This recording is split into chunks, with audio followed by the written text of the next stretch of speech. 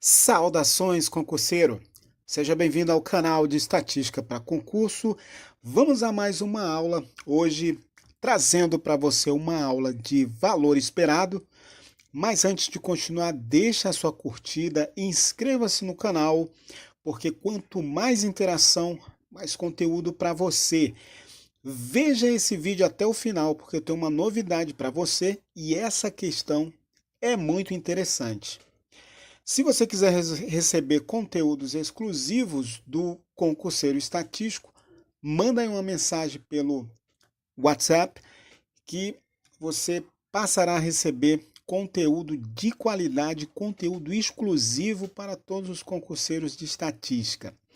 Vamos então ao enunciado da questão, uma questão do Tribunal de Justiça do Rio Grande do Sul, concurso realizado em 2012, e era apresentada então uma distribuição de probabilidade discreta, com x assumindo aí três valores possíveis, 1, 2 e 4, e as probabilidades associadas. Foi então definido a variável t, foi definida a variável t, que era obtida da seguinte maneira: retirava-se amostras de tamanho 2 dessa população, x igual a 1, 2 ou 4. Calculava-se então o máximo e o mínimo e fazia-se a variável aleatória t, que é definida como a diferença entre o máximo dessa amostra de tamanho 2 e o mínimo dessa amostra. Com isso, era pedido então para calcular a esperança, isto é, o valor esperado, a média dessa variável t. Veja aí uma questão bastante interessante. Temos então as opções e, sem dúvida, uma questão para relembrar muitos conteúdos de probabilidade que lhe ajudará na resolução de questões de concurso. Vamos então para o passo a passo dessa questão. Você pode dar uma pausa nesse vídeo e tentar resolver antes de continuar. Temos então aqui a resolução, partindo então da distribuição de x, nós vamos retirar amostras de tamanho 2. E essa retirada dessas amostras será então com reposição. Teremos então um elemento x1 da amostra e o elemento x2 dessa amostra. Temos aí então amostras de tamanho 2. Lembrando aí que essa retirada dessas amostras dos elementos da população é com reposição. Pode ocorrer então de eu retirar o elemento 2 na primeira posição, esse elemento retorna à população e tem a possibilidade de ser escolhido novamente. Portanto, poderemos ter amostras do tipo 2 e 2, 1 e 1 ou 4 e 4, conforme definido nesse algoritmo.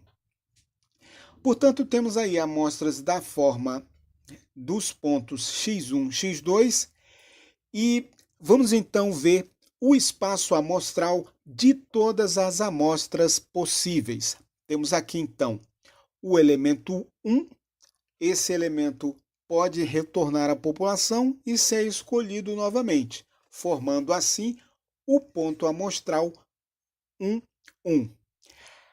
Da mesma maneira, temos aí a possibilidade de retirar o elemento 1 na extração e o elemento 2 na segunda extração. Vamos proceder dessa maneira até que obtenhamos todas as amostras possíveis de tamanho 2. Temos aí então 9 pontos amostrais associados ao espaço dessas amostras de tamanho 2. Com isso, é possível obter as probabilidades associadas a cada ponto amostral, tendo em vista que a amostragem com reposição me possibilita a independência entre o primeiro elemento e o segundo elemento. Portanto, a probabilidade de se obter cada ponto amostral é o produto do primeiro elemento escolhido vezes o produto do segundo elemento. Melhor dizendo para você, é o produto da probabilidade desse primeiro elemento vezes o produto da probabilidade desse segundo elemento, e essas probabilidades foram mostradas aqui na distribuição de x. Bom, podemos então calcular essas probabilidades. Veja então que a probabilidade de se obter o ponto amostral 1, 1 é exatamente a probabilidade de se obter 1 na primeira extração vezes a probabilidade de se obter 1 na segunda extração. 0,3 vezes 0,3 fornece então 0,9. A probabilidade de obter o ponto 1, 2 é 0,3 para a primeira posição igual a 1, vezes 0,2, a segunda posição igual a 2. Com isso, temos 0,6.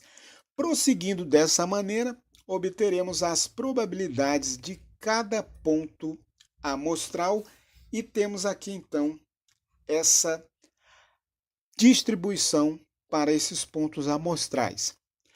Bom, os possíveis valores associados, então, à nossa variável de interesse, aliás, ainda estamos construindo a nossa variável de interesse, né? Para isso, nós precisamos determinar quem serão os mínimos e os máximos dessa amostra de tamanho 2. Então, temos aqui uma tabela de possíveis valores para a variável mínimo da amostra de tamanho 2 e também os possíveis valores para o máximo dessa amostra. Ora, temos dois elementos, um pode ser o mínimo, o outro pode ser o máximo. E vamos então ver cada uma dessas possibilidades, né? Então, se o nosso mínimo for 1 e o máximo também for 1, significa que foi sorteado então aí o ponto 1 e 1. Da mesma maneira, o máximo igual a 2 e o mínimo igual a 1, temos duas possibilidades segundo aquela distribuição de pontos amostrais. Para se obter então o máximo igual a 4 e o mínimo igual a 1, temos duas possibilidades de pontos amostrais. Prosseguimos então dessa maneira, vemos que máximo igual a 2 e mínimo igual a 2 está associado ao ponto 2, 2. Quando tivermos mínimo igual a 2 e máximo igual a 4, temos duas possibilidades, dois pontos amostrais, e finalmente o mínimo será 4 e o máximo será 4 se tivermos o ponto 4 e 4. Ora, com isso temos aí os possíveis valores de mínimos e máximos para uma amostra de tamanho 2.